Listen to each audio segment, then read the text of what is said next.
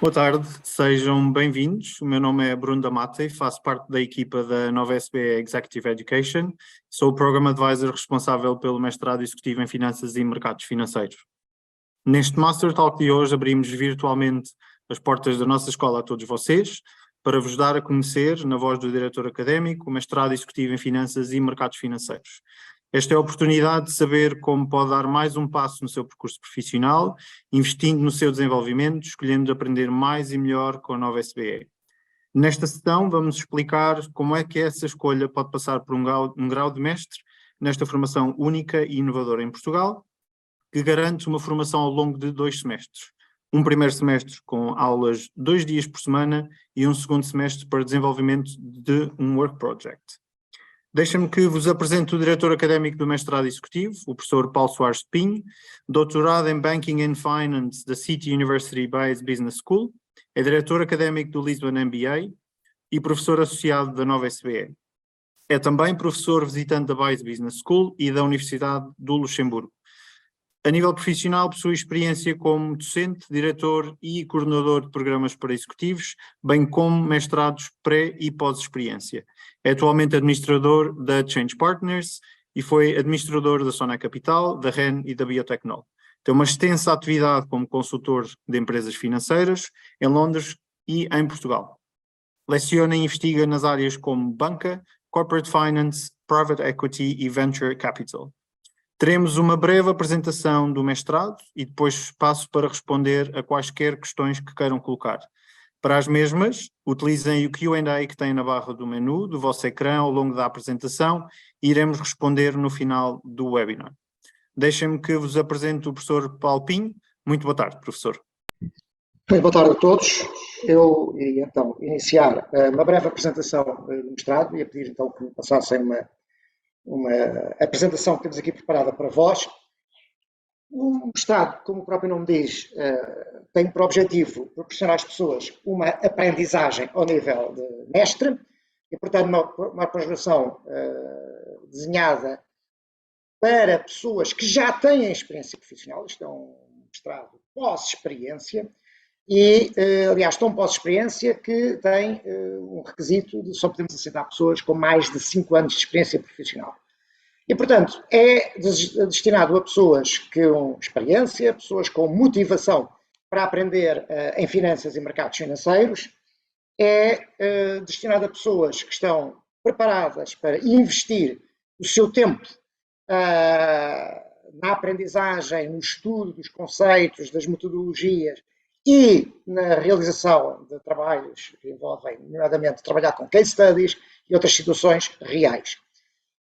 Dadas as características deste mestrado, que tem uma componente matemática e estatística, como é natural nas finanças, nós estamos à procura de pessoas que tenham essa formação base, ou seja, é necessário ter formação base em cálculo, nada de muito sofisticado, eu costumo dizer, não vamos usar aqui nada de cálculo muito sofisticado, mas tem que ser pessoas com à vontade em cálculo, não é preciso saber equações diferenciais ou assim do género, tem que saber basicamente as ferramentas essenciais do cálculo, e também as ferramentas essenciais da estatística, ou seja, como nós usamos ferramentas estatísticas para lidar com o risco, é fundamental as pessoas conhecerem conceitos de média, de padrão, variâncias, covariâncias, correlações, etc. Portanto, são esses, e regressão. São esses conceitos que as pessoas têm que dominar e por isso nós exigimos à cabeça uma licenciatura onde seja demonstrável que as pessoas têm esses conhecimentos à cabeça. Não exigimos nada mais sofisticado do que as pessoas aprenderam na licenciatura, aliás, menos sofisticado muito do que aquilo que as pessoas aprenderam na licenciatura, mas é preciso, à partida, as pessoas têm noção de que este é um mestrado com alguma natureza quantitativa. O que é o nosso objetivo principal é pegar nos conceitos teóricos fundamentais das finanças, sem os quais não é possível trabalhar nas finanças na prática. As finanças são uma daquelas áreas onde o conhecimento teórico é fundamental para trabalhar na prática. Porque as pessoas que trabalham nas áreas técnicas de finanças é baseado em conceitos teóricos que têm que ser conhecidos. E, portanto, nós vamos começar no mestrado olhando para estas bases teóricas das finanças. Vamos olhar para áreas como aquilo que nós chamamos de área de investimentos, nós vamos começar a olhar primeiro para o risco, olhar para a avaliação de instrumentos financeiros básicos, como sejam obrigações, e perceberem, portanto, os princípios fundamentais do valor temporal do dinheiro, como é que nós avaliamos o instrumento financeiro, como é que lidamos com o risco. E, portanto, são ferramentas básicas que têm que ficar logo aí desenvolvidas. E, em paralelo, nós vamos também pedir às pessoas que frequentem também outra disciplina obrigatória na área do corporate finances, ou seja, das finanças empresariais, e que são é uma disciplina onde vão cobrir as bases do trabalho que nós fazemos em finanças. Como é que nós medimos criação de valor, como é que nós olhamos para a gestão financeira da empresa, quais são as ferramentas que nós usamos para olhar para o nível de endividamento que a empresa deve ter. Portanto, mais uma vez, ferramentas básicas, teóricas, que depois servirão para, então, serem alavancadas nos cursos que irão a seguir. Portanto, quando olhamos aqui para este plano de estudos, e a primeira coisa que devem ter em linha de conta é que temos 2 semestres desiguais. O primeiro semestre, chamemos-lhe assim, é mais longo e é dedicado à parte das disciplinas, e como eu disse, começa com os investimentos financeiros, depois vamos para os fundamentos de corporate finance, empresariais, e depois temos logo uma pequena bifurcação em que as pessoas vão começar a escolher um pouco a forma como irão desenhar o seu programa. Mas, mesmo assim, logo no início, toda a gente será exposta aos instrumentos de cobertura de risco básicos, portanto, forwards e futuros. Toda a gente é exposta à análise das demonstrações financeiras. Quem nunca ensinou, nunca aprendeu contabilidade, vai ter a oportunidade de começar a olhar para um balanço e a postura que ali está. Não temos por objetivo fazer de vós contabilistas, mas precisamos que as pessoas saibam interpretar as contas das empresas, que é uma ferramenta de gestão, não é a mais importante, mas é uma ferramenta de gestão que é útil. E depois colocaremos algum foco, logo neste início do programa, em questões fundamentais hoje em dia. Primeiro, princípios éticos.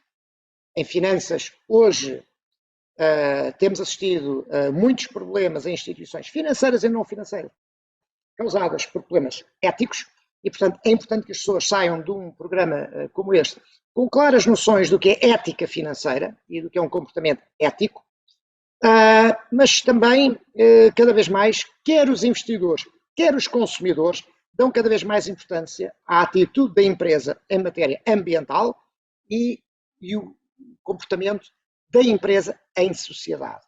E, portanto, nós iremos olhar para padrões ou standards ESG logo desde o início, que vão ser referidos ao longo de outras cadeiras ao longo do curso, mas é preciso ter logo as bases do que é a forma como hoje em dia os investidores olham para as empresas em termos do seu desempenho, quer ambiental, quer o desempenho como cidadãos, porque, volto a dizer, o mau desempenho vai ser punido, quer pelos mercados, em cada vez há mais investidores que colocam as questões ESG no topo da agenda nas decisões de investimento, mas também pelos consumidores, que cada vez mais evitam e boicotam empresas quando consideram ter um mau comportamento no âmbito social ou no âmbito ambiental. Mais tarde vai aparecer um curso, que é aliás o último que aparece aí nas optativas, de Corporate Governance, onde as pessoas desenvolverão mais as questões daquele último G, que está ali em ESG, tem a ver com a forma como as empresas são governadas, os diferentes modelos de governo da sociedade e dos conflitos de interesses que podem existir entre acionistas e gestores, conflitos de interesses esses que podem levar a grande destruição de valor e podem levar a que a empresa seja evitada por investidores ou até que venha a ter um mau desempenho económico por os incentivos e os conflitos de interesses resultarem em más decisões de gestão. Quando olhamos para o corpo de optativas, vocês terão aí do lado esquerdo, em primeiro lugar, aquela que talvez seja a última e mais longa disciplina da área de Corporate Finance, para as pessoas que optarem mais por um percurso ligado às finanças empresariais, é que vamos olhar para finanças numa perspectiva aplicada. Aplicada quer dizer com recurso a case studies, vamos olhar para situações reais como forma de discutirmos formas das empresas de serem geridas. desde questões tão simples como o que é o valor da empresa, como é que se determina o valor da empresa, o que é que afeta a valorização de uma empresa, como as decisões da empresa em matéria de financiamento, dívida versus capitais próprios, formas de emitir capitais próprios, formas de emitir dívida, os ratings e o impacto que têm sobre a empresa, não apenas sobre o custo da dívida, mas sobre o funcionamento da empresa, fusões e aquisições, desinvestimentos, como é que nós financiamos projetos no mundo moderno, olhando para operações de project finance, como é que nós reestruturamos empresas insolventes. Portanto, é um longo curso, todo baseado em case studies e todo numa perspectiva muito aplicada. Também na área do Corporate Finance aparece outro curso bastante longo, que é aquele de controle de gestão. A gente costuma dizer, nós só conseguimos gerir aquilo que conseguimos medir e, portanto, vamos olhar primeiro para o controle de gestão numa perspectiva clássica, os custos da empresa, a forma de medir o desempenho económico de unidades de negócio, a forma de orçamentário, o que é que está em jogo no orçamento, mas também olhar para a perspectiva moderna do controle de gestão, mais orientado para a criação de valor, ao fim e ao cabo é esse o grande objetivo da gestão, é criar valor. Como é que nós orientamos a empresa para a criação de valor e, portanto, fixando objetivos que hoje em dia não podem ser baseados nas demonstrações financeiras, ou muito pouco nas demonstrações financeiras, também será uma componente, como é evidente, mas em objetivos que estão orientados para as alavancas de geração de riqueza no futuro, que é, ao fim e ao cabo, o que nos permite criar valor para o acionista, e hoje em dia é impossível criar valor para o acionista sem também criar valor para a sociedade, para os consumidores e de forma ambientalmente responsável. E, portanto, hoje em dia há toda uma série de objetivos em diferentes áreas que têm que ser ponderados, objetivos que têm a ver com os consumidores, ao fim e ao cabo, o nosso desempenho financeiro depende em grande medida da forma como os consumidores nos veem, em relação aos processos internos da empresa, em relação à forma de como gerimos a inovação, porque ao fim e ao cabo é dos produtos que vamos ter no futuro que vêm os rendimentos futuros, em relação ao ambiente, à sociedade e também à dimensão financeira.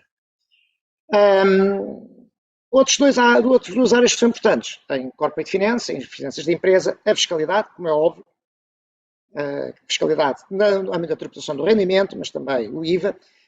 Não vamos ter aqui um curso muito técnico, muito pesado em matéria de fiscalidade, mas é importante um gestor compreender de que forma é que as suas ações se vão traduzir em tributação e de que forma é que o enquadramento tributário afeta a forma como tomamos decisões. A outra, como já referi, é a parte de como é que estruturamos o governo da sociedade. Nessa bifurcação que referi, esta área que acabei de referir tem a ver com a parte de gestão financeira.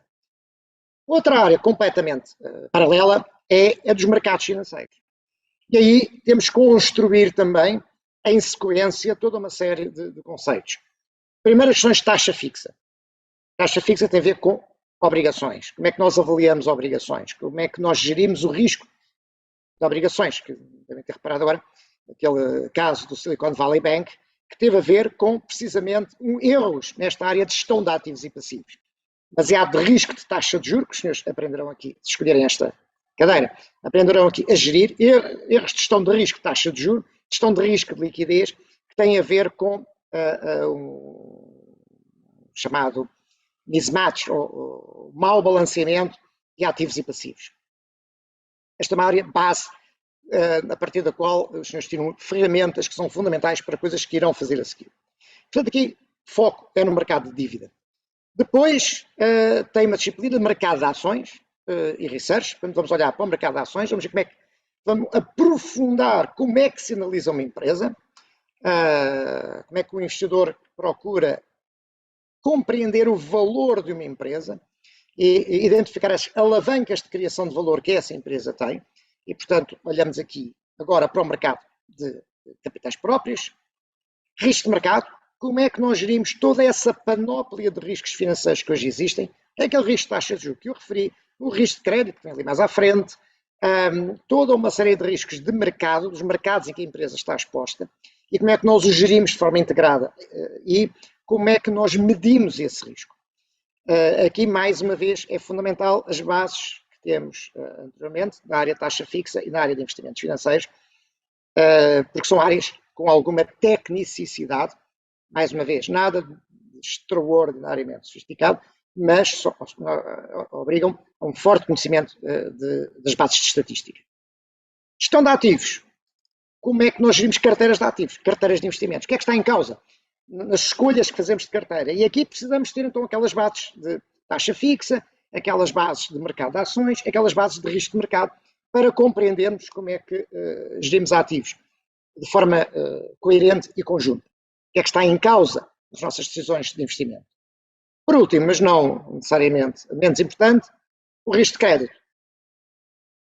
Se eu tomar risco de crédito, ou que faço um empréstimo, ou compro obrigações com dívida, como é que começa esse risco de crédito? Como é que eu faço a gestão deste risco de crédito? Como eu olho para os instrumentos que hoje existem para gerir esse risco de crédito? E, portanto, aqui é gerir risco de crédito visto na perspectiva do investidor, não na perspectiva corporate ou na perspectiva da empresa. Isso nós discutimos do outro lado em finanças aplicadas. E, portanto, essencialmente o que nós recomendamos às pessoas é que sigam uma destas duas vias, mais virados para mercados ou mais virados para gestão de ativos, e depois completem os poucos créditos que faltam numa ou duas disciplinas da outra área. E ficarão com os créditos necessários para fazer o mestrado. Posteriormente, terão que elaborar uma tese de mestrado, que é um documento de 25 páginas mais anexos, onde nós sugerimos às pessoas que trabalhem uma situação real que reconheçam bem. Pode ser da empresa onde trabalham, se vos permitirem, pode ser outra situação qualquer onde a informação esteja a vós disponível. E é assim, essencialmente, que o mestrado se encontra organizado.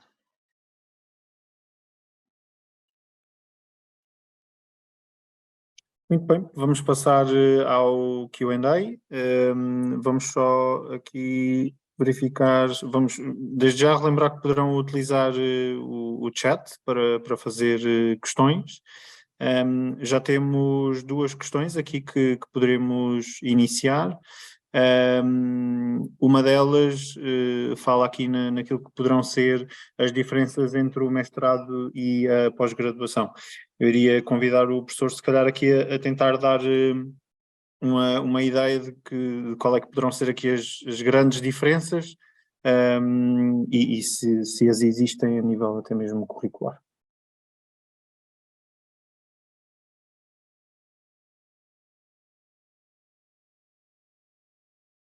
As diferenças a nível curricular são basicamente duas. Uma é que, no mestrado, por exigência legal, teremos um maior número de créditos a completar. Portanto, como eu disse, as pessoas tipicamente farão o percurso de uma das pós-graduações, mais corporate, mais mercados, e depois completarão, basicamente, o que serão duas cadeiras, no outra pós-graduação.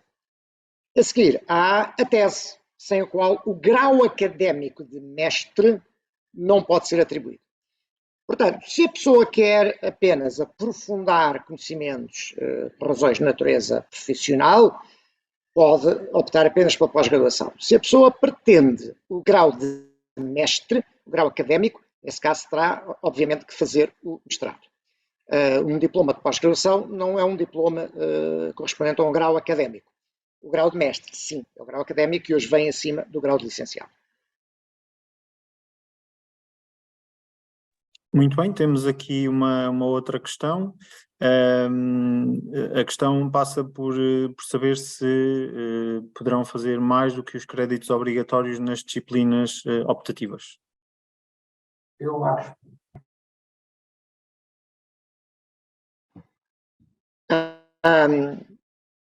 À partida, o grau de mestre corresponde a um determinado número de créditos.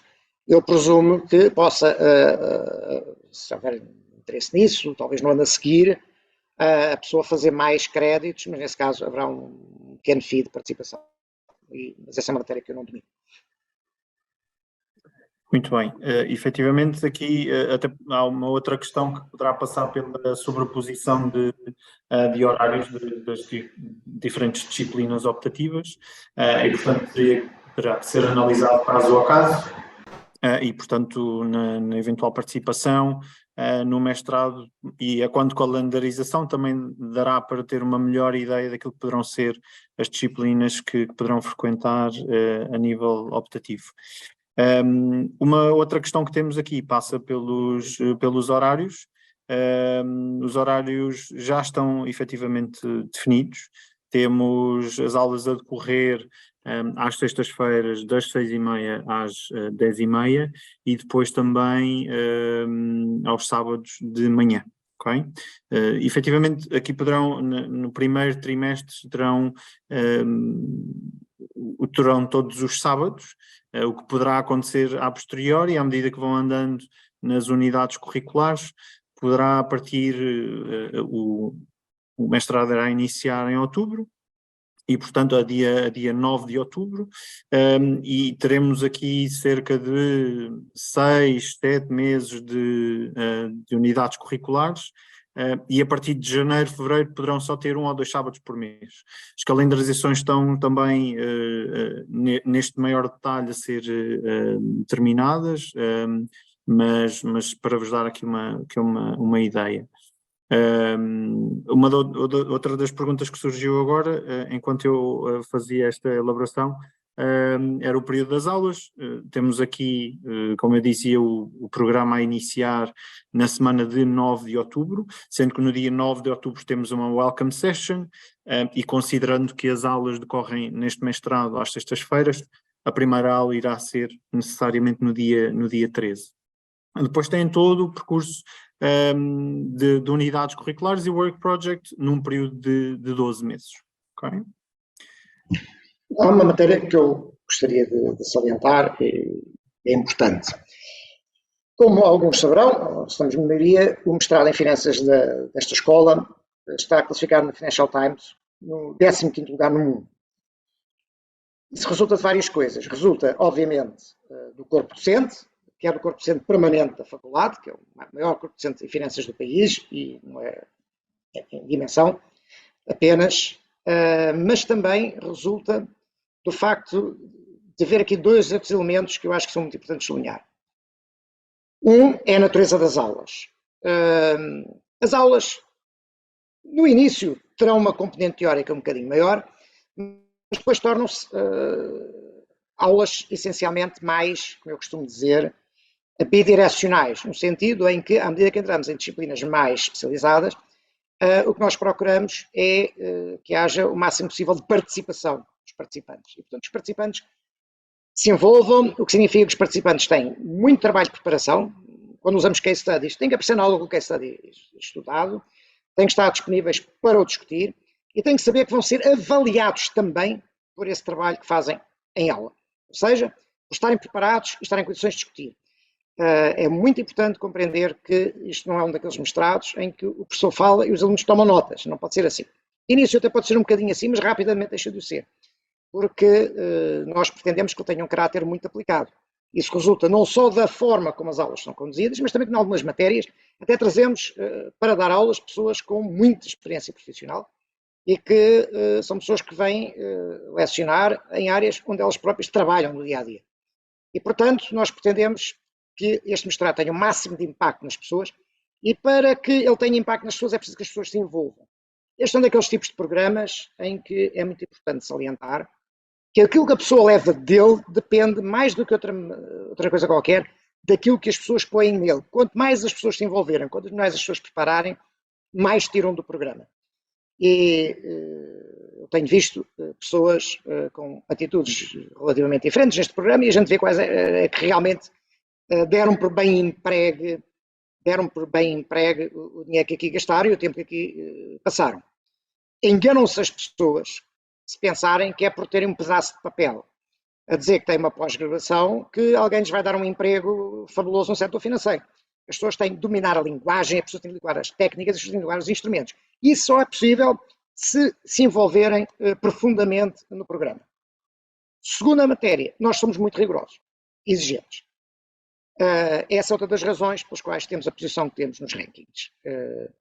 Nós avaliamos as pessoas, exigimos, portanto as pessoas têm que, como disse, têm que se envolver, têm que estar preparadas e portanto, têm que vir dispostas a tirar o máximo possível do programa. O programa não tem nada de, como disse, espetacularmente difícil, mas dá trabalho. E, portanto, as pessoas têm que pensar que, além do tempo das aulas, têm que dedicar tempo a estudar e têm que dedicar tempo a preparar-se para essas mesmas aulas. E nós, como é óbvio, avaliamos as pessoas e avaliamos as pessoas em termos do seu desempenho efetivo. E, portanto, não gostaria que ficasse aqui o erro de pensar que nós simplesmente passamos um diploma de participação ou outra coisa qualquer do género. Não. Nós passamos às pessoas um diploma de pós-graduação, para as pessoas que façam só pós-graduação, e um diploma de grau de mestre para as pessoas que façam um mestrado completo.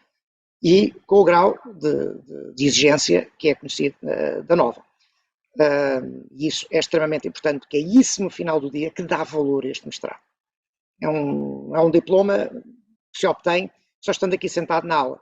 O mercado sabe isso, sabe que não é assim que nós trabalhamos e é isso que preserva o valor deste programa.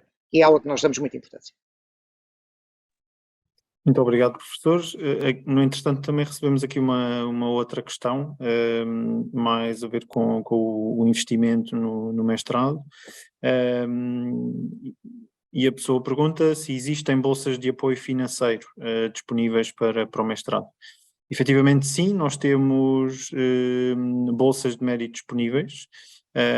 Nós temos toda a informação sobre estas bolsas, assim como o Income Share Agreement disponível também no site, onde temos toda a informação do mestrado. As candidaturas às bolsas estão a decorrer, as mesmas serão feitas quanto também candidatura ao mestrado. Para isso encontrarão no formulário de candidatura uma tick box em que poderão preencher e depois a equipa irá analisar não só a candidatura ao mestrado, mas depois também, obviamente, a candidatura à Bolsa de Mérito, que funciona como uma redução de propina. No entretanto, vamos só aguardar a ver se recebemos mais alguma questão.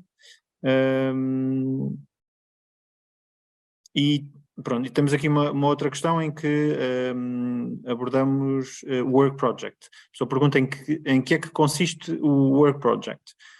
Professor, não sei se quer relembrar e reforçar a mensagem que passou há pouco sobre o Work Project e de que função é que isto tem aqui no mestrado. A lei portuguesa exige a aprovação de uma tese de mestrado para que seja concedido o grau de mestre.